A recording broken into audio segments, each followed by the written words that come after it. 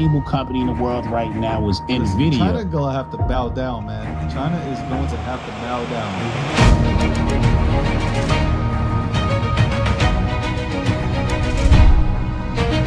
Good evening, and welcome to the nightly recap powered by Gokhshtein News Network. Good evening, and welcome to the nightly recap powered by Gokhshtein News Network. I'm Rob Nelson. Thanks for joining me tonight. You know, you come to the GNN, to the Gokhshtein News Network, because you trust us on politics and crypto. And as David likes to say, and we say on the recap, everything in between that makes you question reality. Well, today, everybody, I'm seriously questioning reality. I mean it. The world is one weird place right now. You know, on my last show, on the Rob Nelson Live show, if you were listening, if you weren't, I recommend you go back and listen to the replay. Very good. It's great, as Trump would say. It's probably the best show you'll hear all night, next to this one, which is also the best show. No, I was talking about how, how, you know, Charlie Kirk's death 11 days ago has flipped the world upside down. It's like bigger news than the Ukraine. Remember the Ukraine war? Remember that thing that was going on? Remember Trump was going to make peace, Putin, Ukraine? You know, we were giving billions of dollars and, you know, thousands and thousands of people were dying. You like never hear about it in the news anymore. It's like the war went away. I mean, it didn't go away and people are still dying. Russia's still sending more drone attacks, more vicious every time. Putin has no intention of making peace. He's just getting territory. But it's like it's no longer in the news. It's just gone. I know that's the news cycle. Things come, things go.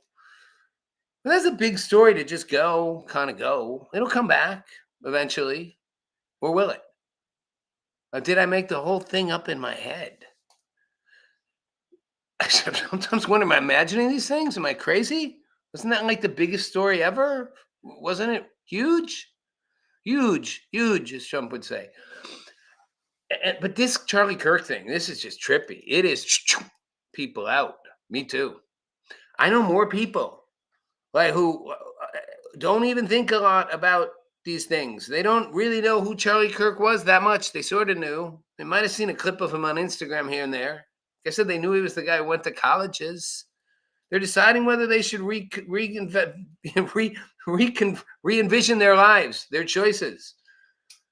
Should they settle down and have a family? Should they uproot themselves and go? Should they start going to church? Wow. They weren't people particularly invested or interested in what he was doing, but in his death, they just became it. Like the whole world suddenly is paying attention.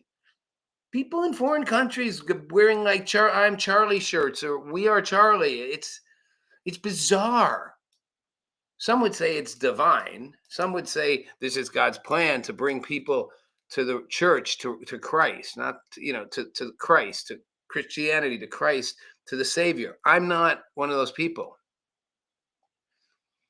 But it's starting to make me wonder, is it? Do you remember that movie with about the Ark, Evans, with Steve Carell, Evan Almighty, and he's just a dude. He's not a dude. He's a young, like up and coming, whatever, and he gets elected to Congress, right? He's like idealistic and whatever, and then God gets in his head and tells him the floods are coming, go make an ark, and he tries not to see it for a long time and face it. And God is Morgan Freeman, perfect choice, and just keeps showing up. Like freaking him out, having things delivered to him. Like, because, theoretically, God could just move all the pieces however they wanted. Sometimes that's the other thing that's weird. Things happen and it's like, that appears to have literally happened just for my benefit to see. Am I just narcissistic and delusional? Do you ever feel that?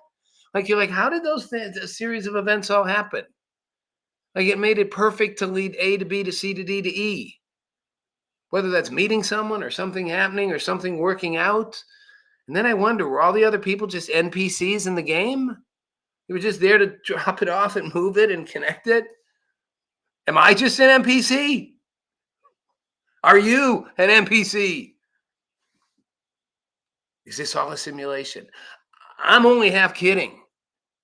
And you could argue, even if there is a God and all that, it's part of the simulation. Maybe we're God's simulation. I don't know. Everything just feels kind of weird and upside down lately. That's definitely weird and upside down. I'm questioning things. And maybe I don't have a lot of viewers right now. Maybe I'll get them in replay, but am I just imagining this whole thing? Are you imagining this whole thing? Anyway, if I'm not imagining it, some interesting things happened today. We're going to get to the last one. Jimmy Kimmel's back again. Gonna get weirder. NVIDIA. So like a week ago, NVIDIA got hammered because the Chinese were like, you're not going to let you buy our H20 chips and our new chips, the ones I can't pronounce. Long name with an acronym and numbers. They just announced $100 billion, $100 billion, not million, billion dollar investment. Yeah, $100 billion investment in OpenAI. It's the largest ever investment in a private company. Ever. Did I say ever? Largest ever in a private company. Ever. It's $100 billion in one company. The world is about to get weirder and weirder. Whether I'm imagining all this, whether we're in a simulation, whether we should be all rethinking our lives because Charlie Kirk was assassinated and we're having a come to Jesus moment, literally and figuratively, AI is going to turn everything upside down. You should be questioning everything given what's about to happen.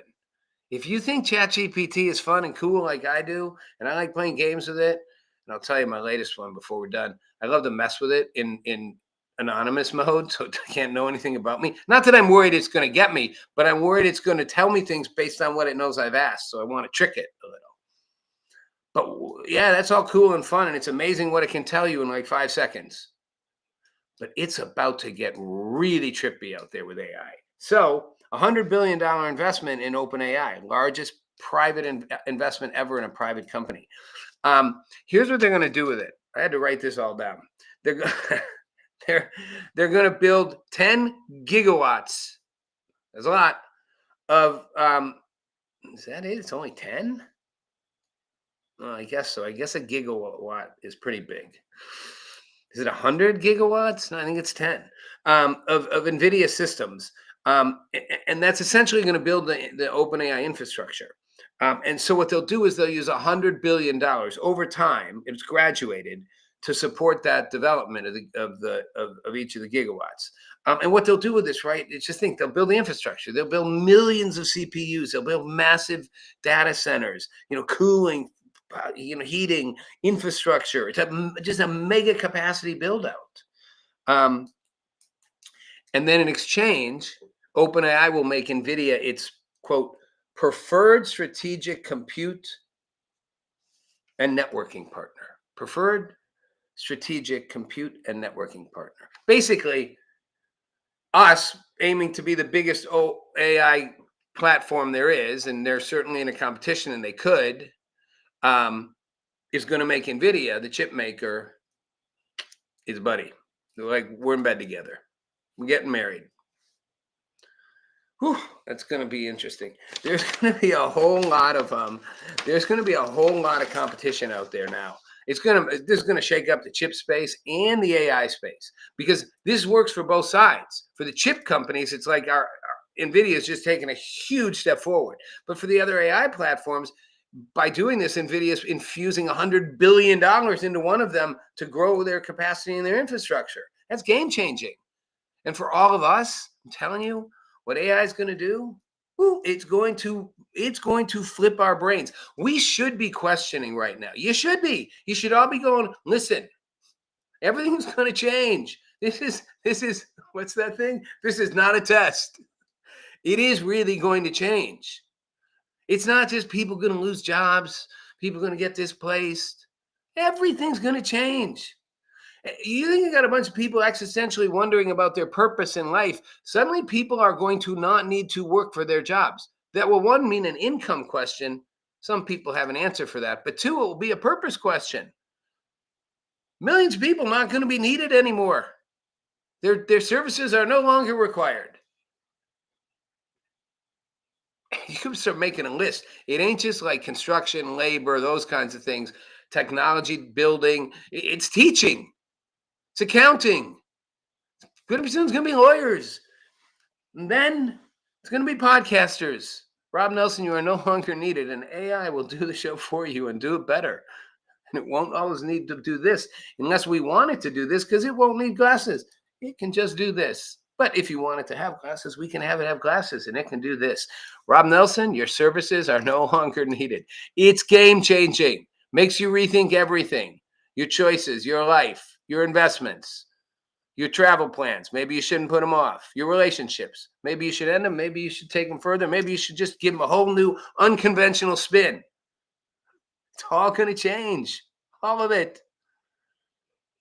From food to work to sex, everything. And then we'll have the Luddites who are like, we will not use AI. We will remain grounded. That's always the case in every dystopian story. The people who hold on to the old way. It's like they hold to the old tradition. They did it in religions. They've done it in every technological evolution in society.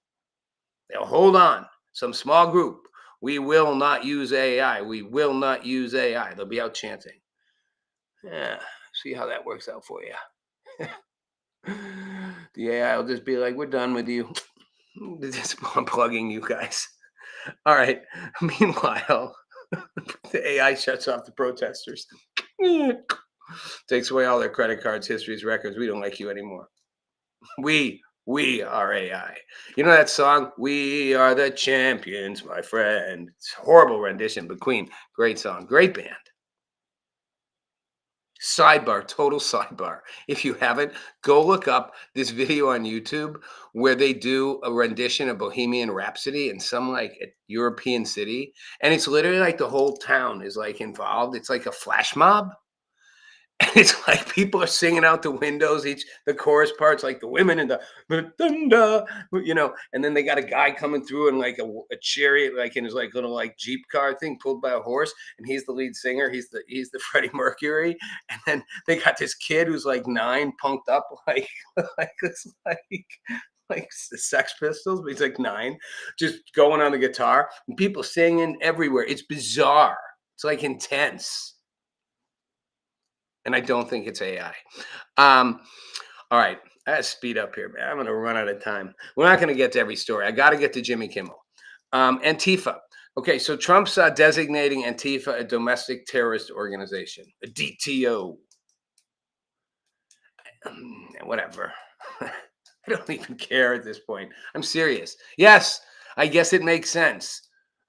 The Biden administration was like designating parents who argued at teachers' parent-teacher conferences terrorists. They have that whole thing with the FBI investigating, parents who were acting unruly around COVID and around school policies, and teachers should be considered domestic terrorists. Okay. Mom and dad don't like their kid having their, having their biology fucked with when they're 13 years old. Not a fan of like having my kid on hormone treatments, or it's like you thought circumcision was like a brutal act to a little boy. I mean, this is like whatever. So people say it's mutilating kids, whatever. It's distorting their biology. Parents who didn't like that. Parents who didn't like what their kids are being taught. Parents being parents, they're domestic terrorists. Yeah, I guess by that logic, Antifa is a domestic terrorist organization. I don't know if it really qualifies, to be honest. I know what they do is certainly disruptive and violent, and they wear the hoods and the masks, so you could call that terror. I don't know though, and this whole throwing this word terror around, we're using it fast and loose, and I don't really care. I'm not a fan of Antifa. I think they bring zero value, zero. So I could care less if calling them a domestic terrorist organization gets them out of the way faster. Fine. I'm sure someone's going to protest, stand up for their civil liberties with their masks. Just on a sidebar, did you see that Gavin Newsom is trying to ban the ICE agents in California? They're federal agents, so he will fail, but a law to ban them from wearing masks. And he's like, well, come on, unmask yourselves. I thought, again, make it make sense. You're the party that had everybody wearing masks at all the rallies and still does. The Antifa guys are all masks. Everyone had the masks on. Everyone at the Hamas protests, they're all masked. They're all masked. You can't see my face. You can only see my eyes. What's everybody becoming the Ku Klux Klan these days? Except nobody wears white. I'm not funny, but I crack myself up. So yes, the ICE agents should be unmasked, but everybody else can remain masked. And if you're one of the people that's still wearing a mask, like for COVID, you really need help. I still see the people. I'm like, stop. It didn't work then. It doesn't work now. And you don't need it. I reserve that for if somebody really has some severe health thing. I guess they should wear a mask all the time. Like, remember how Japanese tourists back in the day would always be wearing masks here? I would think it was so funny. Like, why are these people wearing masks? They're the only people. Like in Japan, they did. There are exceptions, but these aren't people. These are people that don't need to be wearing masks. It's like the younger they are, the more I go, oh, geez. How are we looking at time here? Yeah, we're all right. The U.S. is going to impose sanctions on the entire International Criminal Court for its investigation into Israel. It's investigating Israel Netanyahu for war crimes. Well, that's another turn it upside down in my head one. You know, Hamas has issued a letter to Trump, where they're about to, saying Mr. Trump is like literally negotiating every conflict there is. Give him credit for that. Saying they'll release half the hostages in exchange for a 60-day ceasefire. Okay. Really stuck on this thing. I can't figure out, are they just that stupid? Or do they have nothing to lose? Which could be the same thing. Israel's coming after them. They've got a ground offensive going. They clearly don't care who says what, including to some degree us. But they also have the backing of the United States right now, and always will to some extent. But with Trump, they really do. He's kind of said, do what you got to do. But at the end of the day, they don't care. They're not stopping. And you can hate Netanyahu. You can be a Jew who hates Netanyahu. I don't care. He's in charge and he ain't stopping. I get the logic of it. I'm not saying it's all right. I'm not saying it's 100% okay. But they're done with Hamas. It's like get out of there and we'll leave. Now, will they? I don't know. If you're Hamas and you really care about Palestine, try doing it. Try going, we're out. Okay. Now withdraw. I don't think Israel wants to stay there and occupy it. Most of the Gazans don't probably want to stay there and occupy it. They probably like, can we go to Jordan? Can we go to Egypt? How about Saudi Arabia? Any of you want to take us? We're willing. We're ready. We'll do the crossing border thing like they did in the U.S. Sounds good. We'll leave El Salvador. We'll leave Mexico for America. How about that? We leave Gaza for Jordan. Yeah, Jordan and Egypt and Saudi Arabia. No, you stay there. This thing of holding on. Meanwhile, Trump's threatening him. Like, remember about a week ago, he threatened. He said, if you don't, or beginning of September, he said, if you don't, this is it. This is your final warning. Release all the hostages. Remember that? Said it on Truth Social. I was saying, well, how about we raise 50% in exchange for a 60-day ceasefire? I don't think that's going to fly. I guess they have nothing to lose. They feel like if they release the hostages, either most of them are dead now and it's not going to matter. They're going to get, Israel's going to burn them to the ground. But that once they do, Israel's coming anyway. It's like this is all we got left is these last few people to hold on to keep you from literally coming after us in every nook, cranny, and tunnel we have. Except they are coming after you in every nook, cranny, and tunnel you have. So it's not really working out. Maybe like if the thing you're doing over and over isn't working, try a new plan.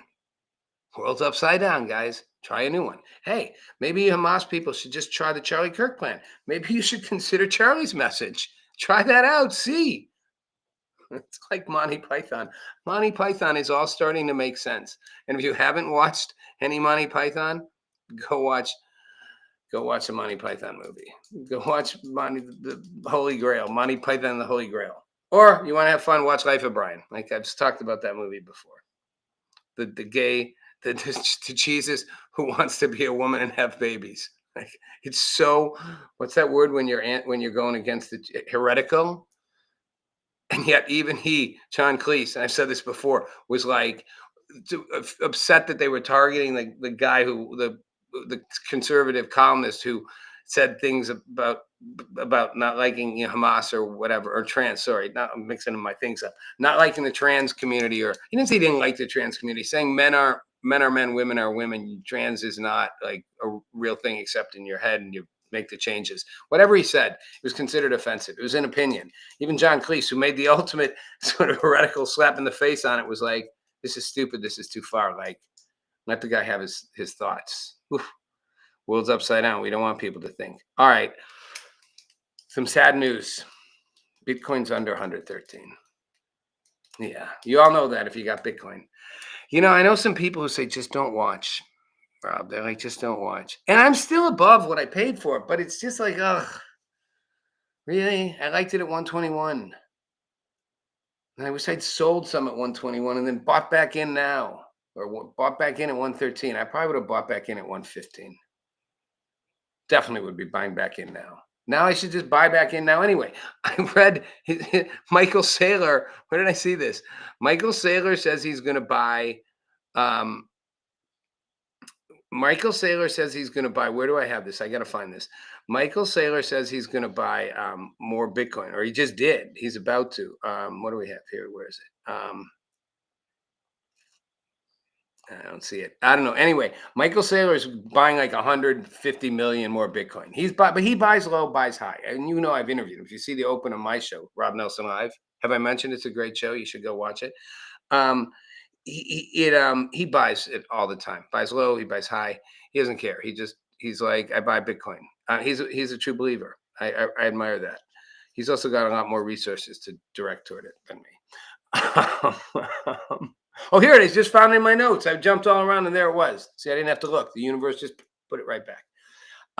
850 more Bitcoin worth 96 million. So I made it a little high. It wasn't 150 million. It's only 96 million. And it's strategy. I got to stop calling it MicroStrategy. It's strategy. Michael Saylor's strategy. It's the way Facebook is Meta. Got to get them right. Okay. One more before I do Jimmy Kimmel. The 9 U.S. lawmakers have asked the SEC to implement Trump's executive order, which opens the 401k market, which is trillions of dollars, like $12 trillion or something like that, opening it to crypto investments. I think it's really interesting. So essentially, it would allow. It would expand the definition, so the defined contribution retirement plans, right? The 401ks, the 401(k)s, to include alternative assets. Right now, they can't. So it include private market investments, real estate, and digital assets, crypto among them. So it would also include real estate and private market assets, which I think is great, and crypto and other digital assets. And it was just the story is that 9 U.S. lawmakers, I'm assuming they're mostly Republican. There could be a Democrat in there. And I do not understand the resistance of people in the Democratic Party to crypto and Bitcoin and blockchain. This is not a political issue. If you own stocks, if you use the U.S. financial system, you're already using blockchain technology. They're using it. You're already living in a centralized environment that, if you're all for democratization and power, is not democratizing and giving people more power. It's reducing the average person's power.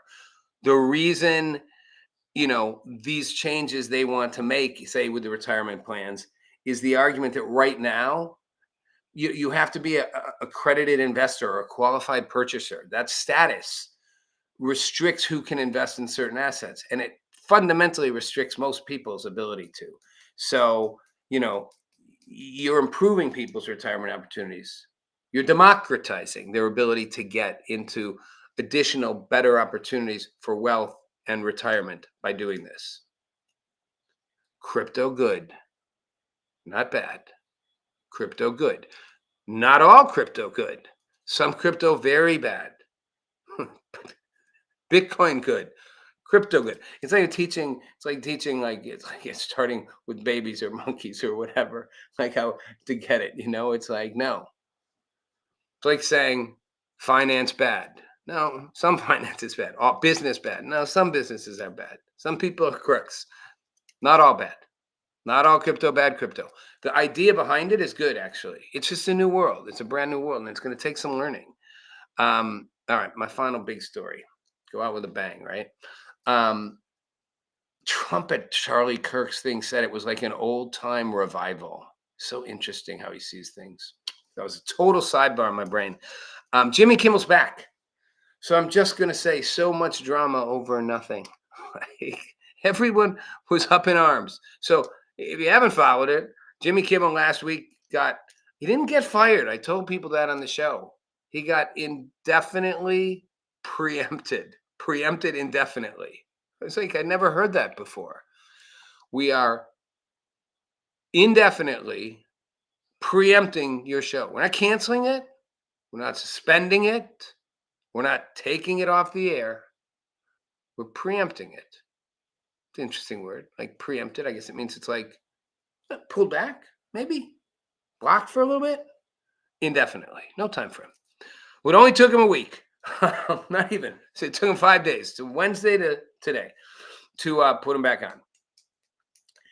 And they are saying that they did it. They suspended production to avoid inflaming a tense situation, an emotional moment for our country. They felt like some of his comments were, to their words, ill-timed and thus insensitive. And they've spent days of thoughtful, this is their words, conversations with Jimmy. And after these conversations, we've reached a decision to return the show on Tuesday.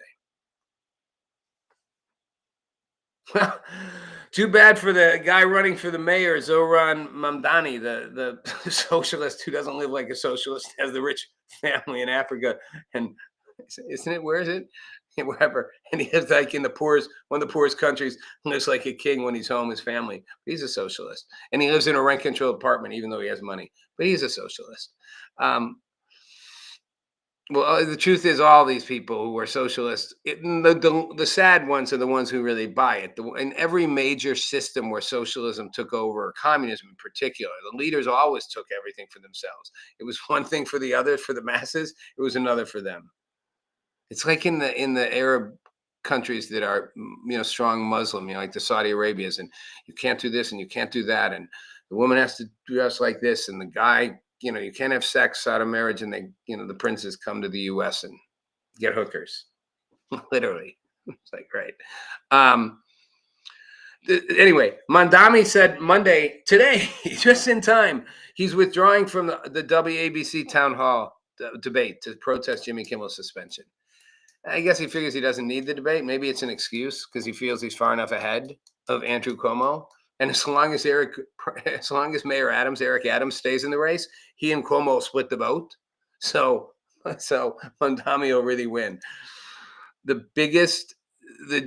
most populous Jewish city in America is to have a guy who's at least borderline anti-Semitic. He's not himself. He's very supportive of people and views that are. It's crazy. Mark Ruffalo, I love Mark Ruffalo's extremism. He and Keith Olbermann, he compared our government to the Taliban after suspending Jimmy Kimmel. First of all, our government didn't suspend Jimmy Kimmel. To be clear, the chairman of the FCC, I think absolutely inappropriately, made a comment that ABC needed to start dealing with his problems like Jimmy Kimmel issues and what he's saying, or the FCC would have, more work to do. Yeah, it's a threat. I don't care how you spin it, it's a threat. It's a pretty powerful threat. They control the license. They control the license to the free networks, the broadcast networks, the handful of broadcast networks. Those licenses are controlled by the Federal Communications Commission. They can revoke them if you break the rules, if you break the laws. They don't control CNN, Fox News, any of the cable outlets. They control the free airwaves. It's a big responsibility. But the truth is, the rules and the laws have all been changed. There's not a whole lot of rules left for those networks. They don't, the fairness doctrine everybody talks about, there's no fairness doctrine. It's gone. Congress got rid of it a long time ago. They don't have to the only rule I think is, you can't do certain things, like you can't literally tell people to go kill people, and you can't have obscenities, which is a bizarre one. You can't have porn. But the only one I think is is if you are a non-news show, not a news show, but a non-news show. So a Jimmy Kimmel, if you had a political candidate on, like a presidential candidate, you'd have to extend the invitation to the opposing candidate. That's it. That's pretty much it. You can have all the conservative guests you want. You can have all the liberal guests you want. You can have everybody talk anti-Trump. You could have everybody be like pro-Trump. It's up to you. You can say whatever you want. You can be as one-sided as you want. There's no obligation to not do that legally. Well, you might think that's not right. These are free networks. They're getting a license from our government to broadcast into everybody's home. But first of all, who even watches TV in their homes anymore? I mean, everybody has it through cable now anyway. And most people don't even have that. They just have apps for the platforms they like. Just saying, sidebar. Go back to my AI thing. It's all going to change anyway. But nonetheless, in the meantime, it isn't a rule. So the truth is, the FCC couldn't do much to ABC. And a friend of mine, a good friend of mine, made the point. He said, but he's like, were they really threatening ABC? And I was like, yeah, think about it. Yes. I mean, they have the power to pull the license. So then he's made this logical point. He's like, well, then now that they put and I said, they backed down. They took a knee. And everyone's saying it was about money or whatever it was. And Jimmy Kimmel, I don't know how much money he was losing, but they're all losing money. Every TV show loses money except for on some of the cable outlets. And certainly like Greg Gutfeld's show doesn't lose money because it costs nothing. But, these big shows cost money. They lose money. And they certainly lose it on paper. It wasn't about money. The timing, come on. It was absolutely about the day after the chairman of the FCC says, Jimmy Kimmel's a problem. You better address it or we're going to have some more work to do here at the FCC. And Jimmy Kimmel's going on his thing, which he does every night. It's like, Jimmy, take a step back. Now, it turns out Jimmy Kimmel said very clearly and has said, now it's coming out, I don't want to change. I don't want to be nicer. I want to go on and trash them. I don't like them. I'm one-sided. I'm partisan about this. I want to keep doing what I do. And as long as my audience is okay, no, that's a different issue. They didn't do this out of an audience thing. They did it because Trump issued a veiled threat. And my friend was like, okay, well, now that they put him back on, then the FCC goes after him, right? It's a good argument, but it's not what will happen.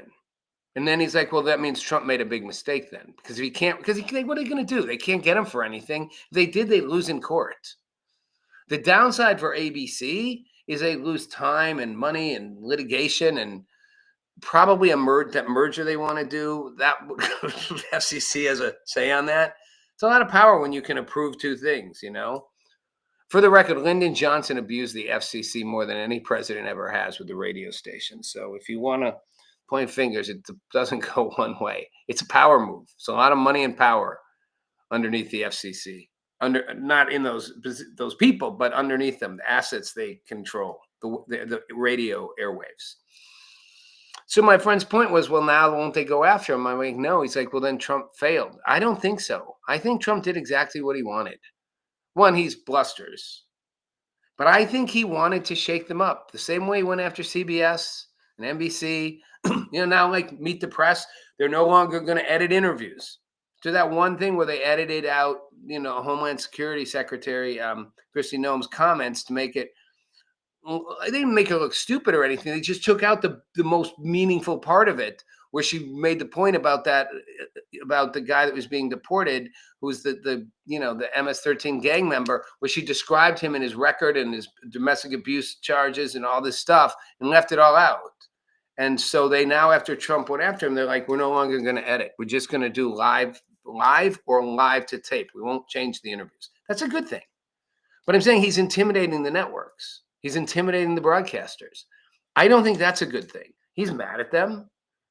They abused and beat up on him mercilessly and unfairly for 8 years.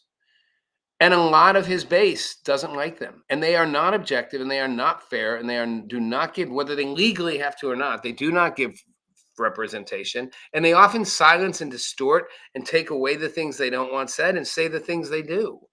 That's not okay either. So I think Trump wanted to scare them, and he did. Just the way he scared all the others. And you can see it in the media's reaction. They're literally, they're going crazy. That's my point of Ruffalo. He's like, the U.S. government is now suppressing the freedom of speech. If the government, it's the government, not your neighbors, not social media. It's the government. This is what authoritarian regimes do. Fascist regimes degrade our freedoms. Think of yourselves living under the Taliban, because that's where we're headed. Jesus Christ. Sorry, Charlie. We're not headed to the. You want to get on a plane to Afghanistan? Get a reality check, my friend Mark Ruffalo.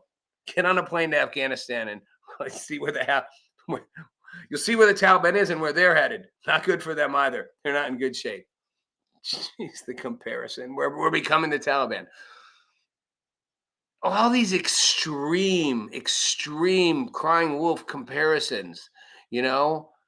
Like, I've been accused of that in my life before. Sometimes my personal life. Like, you cry wolf too many times, your girlfriend's like, I'm like, you know, you lose credibility. Like, it's the end of the world every time. Jimmy Kimmel is the proof we're heading to be the Taliban. 4 days later, ABC's on. He's back on. It's just temporary. And some of the Sinclair affiliates may choose not to carry him. That's their choice. We can't make them. They're more conservative. That's all right. What happens to we're becoming the Taliban? I'm not defending Trump having the FCC threaten him, shake him up. There's not much they could have done. But I think ABC was worried more about the merger, and they couldn't mess with that, and worried that the Sinclair group is more conservative. And a lot of their affiliates, I think, were like, we don't like this. We don't like what Jimmy Kimmel's doing. We're airing this show on our stations because they're the local ABC. It's a national show, but it airs on local affiliates, and the network only owns some of the big ones. So they're like, we don't want it. I think they were getting both. And they were like, look, let's take a knee to Trump. It'll make him happy. He'll give us a little more, and then we'll put it right back up. Trump got what he wanted. Got the whole media world to be rattled and be like, oh my God, we better be careful. That's what he wanted.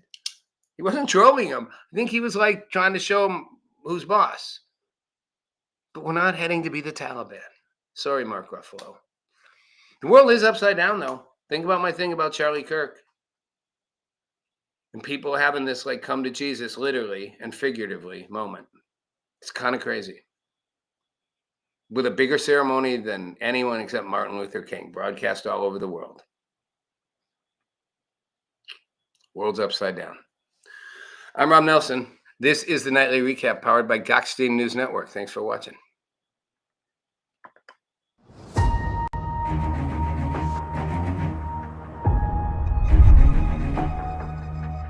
Valuable company in the world right now is NVIDIA. China gonna have to bow down, man. China is going to have to bow down.